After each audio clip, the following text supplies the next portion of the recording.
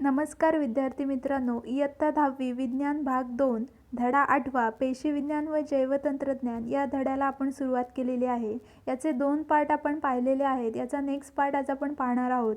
Video चालू करण्याआधी जर तुम्ही चॅनलवर नवीन असाल तर व्हिडिओला सबस्क्राइब करायला विसरू नका आणि त्या बाजूला असणारा बेल आयकॉनवर क्लिक करा म्हणजे नवीन व्हिडिओचं नोटिफिकेशन तुम्हाला लगेचच मिळेल. बघा, आजचा टॉपिक आहे जैवतंत्रज्ञानाचे व्यावहारिक उपयोग. जैवतंत्रज्ञानाचे व्यवहारामध्ये काय उपयोग होतात तर पहिला आहे पीक जैवतंत्रज्ञान. कृषी क्षेत्रात जैवतंत्रज्ञानाचा उपयोग कशासाठी होतो तर त्या पिकाची उत्पादकता आणि त्याची विविधता वाढवण्यासाठी. पिकाचे जास्तीत जास्त उत्पादन कसे होईल आणि नवनवीन प्रकारचे पिकं हे कसे तयार होतील यासाठी तिथे जैवतंत्रज्ञानाचा उपयोग केला जातो. नेक्स्ट आहे संकरित बियाणे. 2 वेगवेगळ्या पिकांची जनुके एकत्र करून विविध प्रकारच्या पिकांच्या संकरित जाती निर्माण केल्या जातात. फळांसाठी हे मोठ्या प्रमाणावर उपयोगी. आता ही संकरित बियाणे कशी तयार केली जातात तर 2 पिकं घेतली जातात आणि या 2 पिकांची जनुकं ही एकत्रित केली जातात आणि यापासून संकरित बियाणे तयार केली जातात. फळांमध्ये या प्रकारचा वापर जास्त प्रमाणात होतो. जनुकीयदृष्ट्या उन्नत पिके. बाहेरच्या जनुकाला एखाद्या पिकाच्या जनुकीय साच्यात टाकून मिळवण्यात आलेल्या इच्छित गुणधर्माच्या पिकांना जनुकीयदृष्ट्या उन्नत पिके असं म्हणतात. म्हणजेच काय, एक जनुकीय आहे, एक पीक आहे, त्या पिकाचा जो जनुकीय साचा आहे त्याच्यामध्ये बाहेरचा जनुक ॲड करणे आणि मग आपल्याला हवे असलेल्या गुणधर्माचा, म्हणजेच मला या पिकामध्ये बाहेरच्या दुसऱ्या पिकाचे सुद्धा गुणधर्म हवेत तर ते गुणधर्म मी त्या पिकामध्ये टाकणार आणि आपल्याला हवे असलेले पिके तयार करणार. याला म्हणतात जनुकीयदृष्ट्या उन्नत पिके.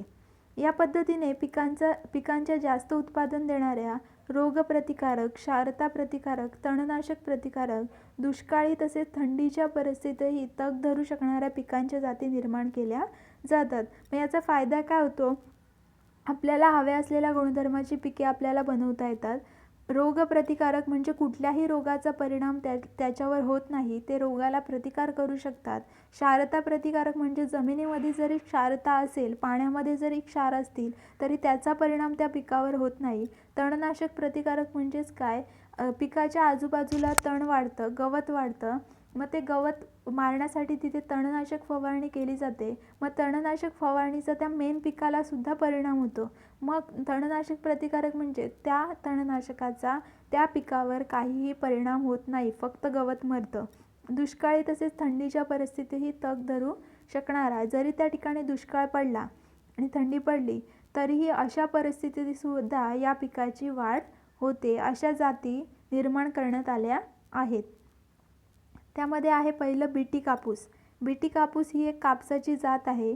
बॅसिलस thuringiensis या जीवाणूमधून एक विशिष्ट जनुक काढून तो कापसाच्या जनुकाला जोडला. यामुळे बोंडअळीला घातक असलेले विष कापसाच्या पानांमध्ये आणि बोंडांमध्ये तयार होऊ लागले. बोंडअळीने कापसाची पाने खाल्ली तर ते विष तिच्या शरीरातील अन्ननलिका उद्ध्वस्त करून टाकते व त्यामुळे ती अळी मरते. आता या कापसावर वेगवेगळ्या अळ्या येतात, बोंडअळ्या ज्यांना म्हणतात, अशा अळ्या येतात. मग अशा अळींना मारून टाकण्यासाठी हे बीटी कापूस नावाचं पीक तयार करण्यात आलेलं आहे. याच्यामध्ये बॅसिलस thuringiensis हा जो जीवाणू आहे, या जीवाणूंमधून जनुक काढून तो कापसाच्या जनुकाला जोडलं जातं. म्हणजेच हा जनुकीयदृष्ट्या उन्नत पीक झाला बीटी कापूस. ओके, यामुळे काय होतं, बोंडअळीला जे घातक विष आहे ते घातक विष कापसाच्या पानांमध्ये पूर्ण त्या कापसाच्या झाडामध्ये काय होतं, पसरतं आणि मग ते कापसाचे जे बोंड आलेले असतात त्या बोंडांमध्ये पण ते विष तयार होतं.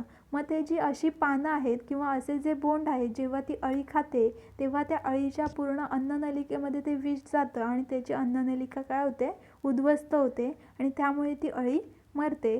सेम प्रोसेस दुसऱ्या बीटी वांग्यामध्ये केली जाते. यामध्ये सुद्धा हेच बॅसिलस thuringiensis नावाचं जीवाणू वापरलं जातं आणि हे सुद्धा जनुकीयदृष्ट्या उन्नत पीक आहे. यापासूनच बीटी वांगं तयार केलं जातं आणि बीटी कापसाप्रमाणेच हे वांग्याचे सुधारित वाण फळातील किडीचा काय करते, नाश करते. याच्या फळामध्ये ज्या वांग्याच्या आतमध्ये या किडी तयार होतात आणि या किडी मारण्यासाठी तिथे या टेक्निकचा वापर होतो. पुढचा आहे गोल्डन राईस. तांदळाची ही एक जात आहे गोल्डन राईस. यामध्ये जीवनसत्व अ म्हणजेच बीटा कॅरोटीन निर्माण करणारे जनुक टाकण्यात येतात. अशी जनुकं याच्या जनुकीय साच्यामध्ये टाकली जातात.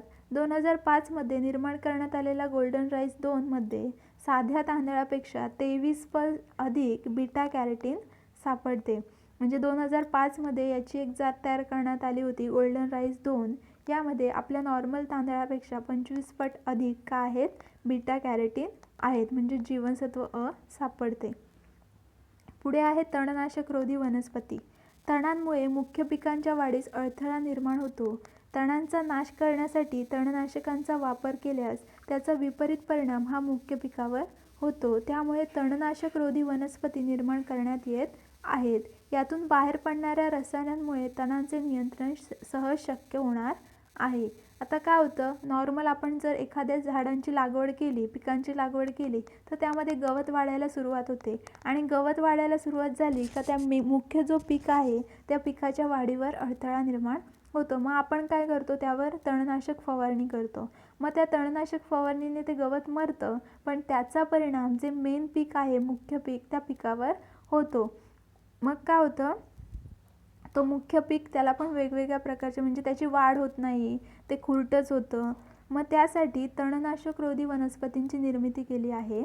म्हणजेच असे वनस्पती ज्यांमधून काही रसायनं बाहेर पडतात आणि त्या रसायनांमुळे तणांवर नियंत्रण राहतं, म्हणजे गवत वाढ होत नाही. नेक्स्ट आहे जैविक खते. जैविक खते म्हणजे रासायनिक खतांना ऑप्शन म्हणून जैविक खतांची निर्मिती करण्यात आली आहे. रासायनिक खतांचा वापर न करता जैविक खतांचा वापर केल्यास पिकांची नायट्रोजन स्थिरीकरणाची तसेच फॉस्फेट विरघळण्याची क्षमता काय होते, वाढते. रासायनिक खतांचा वापर न करता जैविक खतांचा जर आपण वापर केला, म्हणजे गांडूळ खत वगैरे यांना जैविक खत म्हणतात, तर यामुळे पिकाची नायट्रोजन स्थिरीकरण म्हणजे नायट्रोजन त्यामध्ये राहण्याची आणि फॉस्फेट विरघळण्याची जी क्षमता आहे ती वाढते. यामध्ये काही बॅक्टेरिया, सूक्ष्मजीवांचा वापर केला जातो, जीवाणूंचा वापर केला जातो, तर काही वनस्पतींचा वापर केला जातो. आता जीवाणू कुठले आहेत, तर रायझोबियम, ॲझोटोबॅक्टर, नोस्टॉक अँड ॲनाबिना हे जीवाणू वापरले जातात. आणि अझोला म्हणजेच या वनस्पतीचा वापर तिथे जैविक खतं म्हणून केला जातो. ऊती संवर्धनाबद्दल आपण मागील इयत्तेत माहिती घेतलेली आहेच. ऊती संवर्धनामुळे जमिनीमध्ये जनुकीय सुधारणा करता येते, शिवाय त्या वनस्पतीचे गुणधर्म पुढील पिढ्यांमध्ये कायम राहतात. ऊती संवर्धनामुळे काय होते, एखाद्या वनस्पतीमध्ये जनुकीय चेंजेस करून त्याच्यामध्ये सुधारणा घडून येते आणि ते एका पिढीकडून दुसऱ्या पिढीमध्ये ते जे गुणधर्म आहेत ते तसेच्या तसे कायम राहतात. नेक्स्ट आहे पशुसंवर्धन. पशुसंवर्धनाच्या 2 पद्धती आहेत, कृत्रिम रेतन आणि गर्भ प्रत्यारोपण. म्हणजे एका प्राण्याच्या शरीरामध्ये तयार झालेला गर्भ हा दुसऱ्या प्राण्याच्या शरीरामध्ये ट्रान्सफर केला जातो, त्याला बोलतात गर्भ प्रत्यारोपण. या पशुसंवर्धनासाठी वापरलेल्या 2 पद्धती आहेत. यामुळे काय होतं, प्राण्यांपासून मिळणारं जे उत्पादन आहे म्हणजे दूध, मांस, लोकर या उत्पादनामध्ये वाढ होते आणि त्याची गुणवत्तासुद्धा काय होते, वाढते. तसेच मेहनतीचे काम करणाऱ्या जनावरांच्या ताकदवान प्रजातीही तयार करण्यात आल्या आहेत. मेहनतीचे काम करण्यासाठी ताकदवान प्रजाती लागतात, मग अशा प्रकारच्या प्रजाती या पद्धती वापरून तयार करण्यात आलेल्या आहेत. आता दुसरं आहे मानवी आरोग्य. मानवी आरोग्यामध्ये जैवतंत्रज्ञानाचा काय उपयोग होतो, तर बघा, रोगनिदान आणि रोगोपचार या मानवी आरोग्य व्यवस्थापनाच्या 2 प्रमुख बाबी आहेत, हे आपल्याला माहीतच आहे. एखाद्या आजारपणात व्यक्तीच्या जनुकांची काही भूमिका असेल तर ते जैवतंत्रज्ञानाच्या मदतीने लगेचच ओळखता येतं. म्हणजे जर एखादा डिसीज झाला, एखादा आजार झाला आहे, तर त्यामध्ये जनुकांची काय भूमिका असेल, जनुकांमुळे काय होतंय का, तर मग ते जैवतंत्रज्ञानाच्या मदतीने ओळखता येतं. मधुमेह, हृदयविकार यांसारख्या आजाराचे निदान आता जैवतंत्रज्ञानाच्या मदतीने त्या रोगांची लक्षणे दिसण्यापूर्वीच करता येणे शक्य झालं आहे. रोगनिदान करतात, मग कोणाचं, तर मधुमेह आणि हृदयरोग या आजाराचं निदान करायचं आहे, तर त्याची लक्षणे दिसण्यापूर्वीच जैवतंत्रज्ञानाच्या मदतीने ओळखता येतं की त्या माणसाला मधुमेह आहे का हृदयरोग आहे. नंतर डेंग्यू, एड्स यासारखे जे आजार आहेत या रोगांचं सुद्धा निदान हे जैवतंत्रज्ञानाच्या मदतीने काही मिनिटांमध्येच होते आणि त्यामुळे त्यावर उपचारही लवकर करता येतात. रोगांवरील उपचारासाठी विविध औषधे वापरली जातात. उदाहरणार्थ मधुमेहाच्या उपचारासाठी इन्सुलिन हे संप्रेरक वापरले जाते. आता रोगावर उपचारासाठी औषधंच वापरली जातात. मग ही औषधं तयार करण्यासाठी तिथे जैवतंत्रज्ञानाचा उपयोग होतो. मधुमेह म्हणजे डायबेटीस, त्याचा उपचारासाठी इन्सुलिन संप्रेरक वापरलं जातं. मग पूर्वी काय व्हायचं, हे इन्सुलिन संप्रेरक, जैवतंत्रज्ञानाचा शोध लागला नव्हता, त्यामुळे इन्सुलिन हे संप्रेरक तयार होत नव्हतं. मग तेव्हा ते घोड्याच्या शरीरातून मिळवलं जात असायचं. घोड्याच्या स्वादुपिंडामधून इन्सुलिन हे संप्रेरक मिळवलं जायचं. पण जसा जैवतंत्रज्ञानाचा शोध लावला तसा इन्सुलिन हे जीवाणूंद्वारे तयार करता येऊ लागलं. यासाठी जीवाणूंच्या जनुकीय आराखड्यात इन्सुलिनचा मानवी जनुक जोडला आहे. माणसामधला इन्सुलिनचा जो जनुक आहे तो त्या जीवाणूच्या जनुकीय आराखड्यात टाकतात आणि यापासून इन्सुलिनची निर्मिती होते. अशाच पद्धतीने विविध लसी, प्रतिजैविके सुद्धा तयार करता येतात.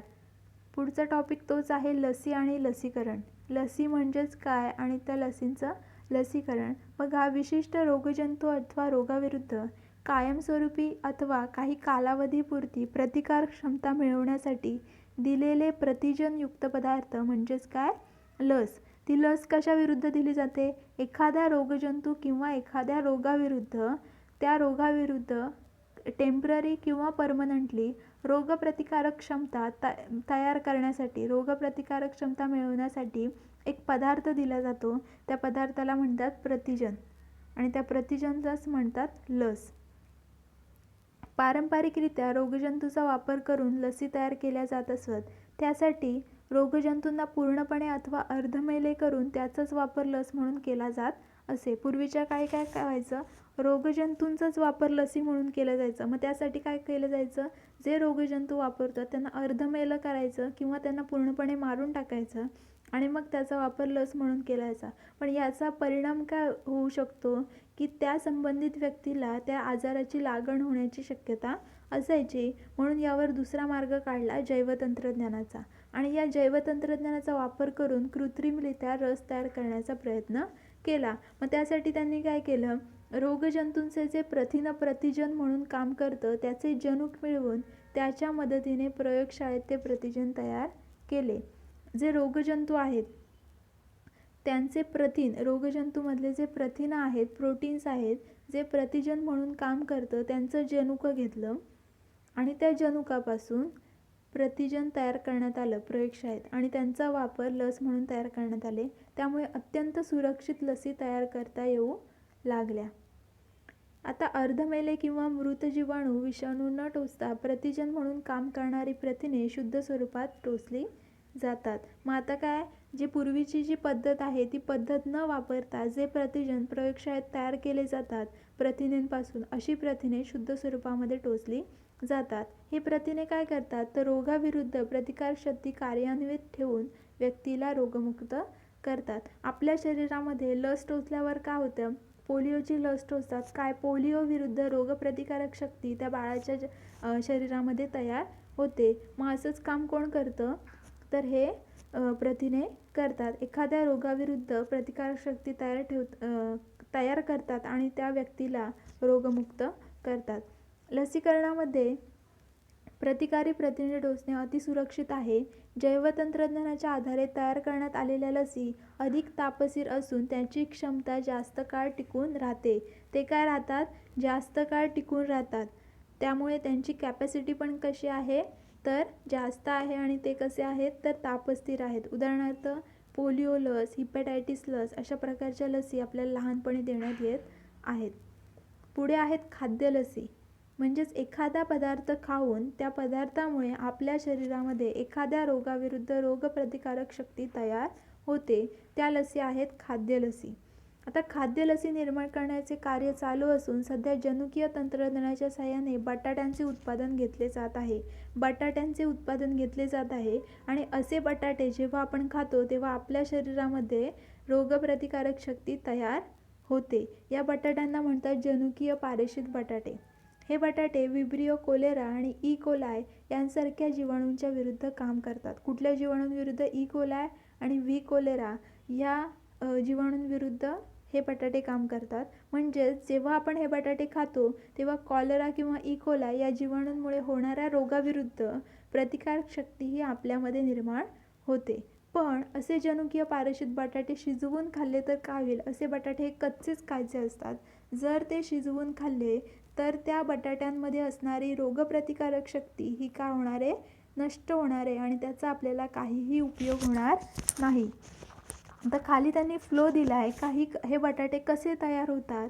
तर मानवी रोगजंतूंमधून इच्छित जनुक वेगळं तयार करणे. जसे आपण लस तयार करण्यासाठी बघितलं की मानवी जनुकांमधून इच्छित जनुक हे प्रथिनांच्या स्वरूपामधून वेगळी काढली आणि अशी प्रथिने लस म्हणून टोचतात. तशीच मानवी रोगजंतूंमधून इच्छित जनुक वेगळे काढणे, नंतर त्या वनस्पतींमध्ये ती जनुक इन्सर्ट करणे, म्हणजे ती जनुकं टाकली तर ते काय असणार आहेत? विषाणूच असणार आहेत. म्हणजेच ते जनुकीय पारेषित वनस्पती विषाणू झाला. त्या पूर्ण वनस्पतीमध्ये ती जनुकं पसरली. नंतर त्या बटाट्याच्या पानांना काय होतो? त्याचा संपर्क होतो. मग ते विषाणू कुठे जातात? त्या बटाट्याच्या पानांमध्ये जातात. नंतर ते बटाट्याचं पान जेव्हा आपण लावतो त्या बटाट्याच्या तुकड्यापासून संपूर्ण रोप तयार होतं आणि त्या पूर्ण रोपामध्ये त्या जनुकं पसरतात. नंतर त्या रोपाला काय येतं? खाली बटाटे येतात आणि त्या बटाट्यांमध्ये काय असतं? तर रोगजंतूविरुद्ध प्रतिकारक क्षमता तयार झालेली असते. अशा प्रकारे हे जनुकीय पारेषित बटाटे तयार केले जातात. पुढे रोगोपचारामध्ये जैवतंत्रज्ञानाचा कसा फायदा होतो? तर बघा, इन्सुलिन, सोमॅटोट्रॉफिन हे वाढीचे संप्रेरक, रक्त गोठवणारे घटक यांच्या निर्मितीसाठी जैवतंत्रज्ञानाचा वापर करतो. आपण बघितलं का असे वेगवेगळ्या प्रकारचे इन्सुलिन, लसी तयार करण्यासाठी जैवतंत्रज्ञानाचा वापर होतो. इंटरफेरॉन म्हणजेच काय? हा प्रथिनांचा लहानात लहान गट असतो आणि याचा उपयोग व्हायरल इन्फेक्शन जे होतं, व्हायरल डिसीज होतात, या व्हायरल डिसीजवर उपचार करण्यासाठी, विषाणूजन्य रोगांच्या उपचारासाठी याचा वापर होतो. आता याची निर्मिती कुठे होते? तर याची निर्मिती रक्तात होते. आता मात्र जैवतंत्रज्ञानाच्या मदतीने जनुकीयदृष्ट्या उन्नत जीवाणू कोलायचा वापर इंटरफेरॉन निर्माण करण्यासाठी केला जातो. आता जैवतंत्रज्ञानाच्या मदतीने कोलायचा वापर करून या इंटरफेरॉनची निर्मिती केली जाते. पुढे आहे जीन थेरपी म्हणजेच जनुकीय उपचार. मग हे जनुकीय उपचार कसे केले जातात? कोणावर केले जातात? तर कायिक पेशींमध्ये जनुकीय दोष निर्माण झाल्यास त्या पेशींवर जनुकीय उपचार करणे आज जैवतंत्रज्ञानामुळे शक्य झाले आहे. कायिक पेशी म्हणजेच शुक्रपेशी आणि अंडपेशी या पेशी सोडल्या तर आपल्या शरीरातील ज्या सर्व पेशी आहेत त्या म्हणजे कायिक पेशी. यामध्ये जर काही जेनेटिक चेंजेस झाले, जनुकीय दोष निर्माण झाले तर या पेशींवर उपचार करण्यासाठी तिथे त्यांच्यावर जीन थेरपी केली जाते. उदाहरणार्थ फिनाइल कीटोनुरिया हा विकार यकृतातील पेशींमध्ये जनुकीय दोष निर्माण झाल्यास होतो. यकृत असतो आपला लिव्हर, त्या लिव्हर सेलमध्ये यकृतातील पेशींमध्ये काही जेनेटिक चेंजेस झाले तर हा आजार होतो. मग या आजारावर उपचार करण्यासाठी जनुकीय उपचार केले जातात, म्हणजे जीन थेरपी केली जाते. या पद्धतीला कायिक जनुकीय उपचार पद्धती असं म्हणतात. शुक्रपेशी आणि अंडपेशी यांच्या व्यतिरिक्त शरीरातील सर्व पेशींना काय म्हणतात? कायिक पेशी असं म्हटलं जातं. पुढचा टॉपिक आहे क्लोनिंग. क्लोनिंग म्हणजेच काय? एखादी पेशी किंवा अवयव किंवा संपूर्ण शरीराची हुबेहूब प्रतिकृती तयार करणे. संपूर्ण शरीर तसंच्या तसं बनवता येतं with the help of cloning, किंवा एखादी पेशी बनवता येते, एखादा अवयवसुद्धा बनवता येतो. आता पहिला आहे प्रजननात्मक क्लोनिंग. आता प्रजनन म्हणजेच काय? ज्यामध्ये शुक्रपेशी आणि अंडपेशी यांचं मिलन होतं आणि त्याच्यापासून भ्रूण तयार होतं. अशा प्रकारे नॉर्मल प्रजनन होतं. पण प्रजननात्मक क्लोनिंग म्हणजेच काय? बघा, एखाद्या शरीरातील केंद्रक विरहित स्त्रीबीज व दुसऱ्या शरीरातील कायिक पेशीचे केंद्रक विरहित स्त्रीबीज म्हणजे जे स्त्रीबीज असतं पण त्याच्यामध्ये केंद्रक नसतो, असं केंद्रक विरहित स्त्रीबीज आणि दुसऱ्या शरीरातील कायिक पेशीचे केंद्रक. कायिक पेशी म्हणजे शुक्रपेशी आणि अंडपेशी व्यतिरिक्त ज्या पेशी असतात त्यांचं फक्त केंद्रक, अशांचा संयोग होऊन हे क्लोन तयार करतात. यामध्ये नवीन जीन निर्मितीसाठी शुक्रपेशीची गरज नसते. नराच्या शुक्रपेशीशिवाय ही क्लोनिंग तयार केली जाते आणि याच्यातून नवीन जीव तयार केला जातो. पुढची आहे उपचारात्मक क्लोनिंग. म्हणजेच एखादी थेरपी करण्यासाठी, एखादा उपचार करण्यासाठी या क्लोनिंगचा उपयोग होतो. केंद्रक विरहित स्त्रीबीज व दुसऱ्या शरीरातील कायिक पेशींचे केंद्रक यांच्या संयोगाने तयार झालेल्या पेशी प्रयोगशाळेत विकसित करून त्यापासून मूलपेशीची निर्मिती करता येते. स्त्रीबीज पण त्याच्यामध्ये केंद्रक नाही आणि दुसऱ्या शरीरातील कायिक पेशींचे केंद्रक यांचं मिलन करून त्यापासून मूलपेशी बनवल्या जातात आणि या मूलपेशींचा वापर करून वेगवेगळ्या आजारांवर उपचार केला जातो. पेशींप्रमाणे जनुकांचेही क्लोनिंग करून त्याच प्रकारची लाखो जनुके तयार केली जातात. जनुकीय चिकित्सा व इतर हेतूंसाठी त्याचा वापर होतो. जसे पेशींचं क्लोनिंग केलं जातं म्हणजेच नवीन नवीन पेशी तयार केल्या जातात एकसारख्या, तसं जनुकांचंही क्लोनिंग केलं जातं. त्यापासून लाखो जनुके तयार केली जातात आणि जनुकीय उपचारामध्ये, जनुकीय थेरपीमध्ये, चिकित्सामध्ये याचा वापर होतो. क्लोनिंग तंत्राने आनुवंशिक रोगांचे संक्रमण रोखणे, वंशवृद्धी सुरू ठेवणे, विशिष्ट प्रवृत्ती उच्चतम करणे शक्य होईल. म्हणजेच काय, आनुवंशिक रोगांचे संक्रमण, जर एका पिढीचे आनुवंशिक रोग हे दुसऱ्या पिढीमध्ये जशा तसे संक्रमित होतात, ते कंट्रोल करण्याचं काम हे क्लोनिंगमुळे शक्य होते. नंतर वंशवृद्धी सुरू ठेवणे, जर एखाद्या पिढीमध्ये वंशवाढ होत नसेल तर ती वाढ होऊन पुढे जशा तशी चालू ठेवणे, विशिष्ट प्रवृत्ती उच्चतम करणे हे यामुळे शक्य होईल. पण या क्लोनिंगला जगभरातून मात्र विरोध आलेला आहे. जगाला हे मान्य नाही. आता इथे बघा, जनुकीय तंत्रज्ञान वापरून निर्माण करण्यात आलेली काही प्रथिने व ती कोणत्या रोगावर उपयोगी पडतात यावर सहसंबंध ओळखा या असा जो प्रश्न येतो पेपरला, सहसंबंध ओळखा, तर या चार्टवर तो प्रश्न येऊ शकतो. इन्सुलिन हे प्रथिने कोणत्या रोगावर उपयोगी पडते, तर मधुमेह, सोमॅटोस्टॅटिन ठेंगूपणा, इरिथ्रोपायटिन ॲनिमिया, फॅक्टर 8 हिमोफिलिया, इंटरक्युलिन कॅन्सर आणि इंटरफेरॉन हे प्रथिनं विषाणू संक्रमण या रोगावर उपयोगी पडतात. तिसरा टॉपिक आहे औद्योगिक उत्पादने. औद्योगिक उत्पादनामध्ये तंत्रज्ञानाचा कसा उपयोग होतो, तर बघा, विशिष्ट औद्योगिक रसायने कमी खर्चाच्या प्रक्रियाद्वारे निर्माण करता येतात. कमी खर्चाच्या प्रक्रियाकडून चांगल्या प्रकारची रसायने या पद्धतीत तयार केली जातात. फॉर एक्झाम्पल, सुधारित ईस्ट वापरून मळीपासून मद्य निर्मिती, जी मळी आहे त्यापासून मद्य निर्मिती तयार केली जाते, अल्कोहोलची निर्मिती केली जाते, यामध्ये सुधारित ईस्टचा वापर केला जातो. पर्यावरण आणि जैवतंत्रज्ञान, पर्यावरणावर काही जर प्रॉब्लेम असतील, पर्यावरणामध्ये काही बदल घडून आणायचे असतील तर काही जे प्रश्न आहेत हे जैवतंत्रज्ञानामुळे शक्य झाले, सोडवणे शक्य झाले आहे. बघा, विघटनाच्या माध्यमातून टाकाऊ सांडपाणी आणि घनकचऱ्यावर प्रक्रिया करण्यासाठी सूक्ष्मजीव तंत्रज्ञानाचा वापर आधीपासूनच केला जात आहे. कारखान्यातून निघणारं सांडपाणी किंवा जो घनकचरा असेल, तो घनकचऱ्यामध्ये काय असतं, खूप मोठ्या प्रमाणावर सेंद्रिय द्रव्य असतं. मग असं सेंद्रिय द्रव्ययुक्त जे पाणी आहे ते नद्यांसारख्या जलस्रोतांमध्ये सोडलं तर त्या सेंद्रिय द्रव्याचे ऑक्सिडीकरण घडून येते. त्या सेंद्रिय द्रव्याचे ऑक्सिडीकरण करण्यासाठी ऑक्सिजनची गरज असते. मग ते ऑक्सिजन कुठून घेतात, नदीतील पाण्यातील विद्राव्य ऑक्सिजन त्या ऑक्सिडीकरणासाठी वापरलं जातं. मग याचा परिणाम काय होतो, नदीतील पाण्यामध्ये जे ऑक्सिजन असतं त्या ऑक्सिजनची लेवल कमी होते आणि याचा परिणाम नदीतील पाण्यातील ऑक्सिजनचे सूक्ष्मजीव, जे जीवसृष्टी पाण्यामध्ये राहणारी वापरतात, त्यांच्यावर होतो.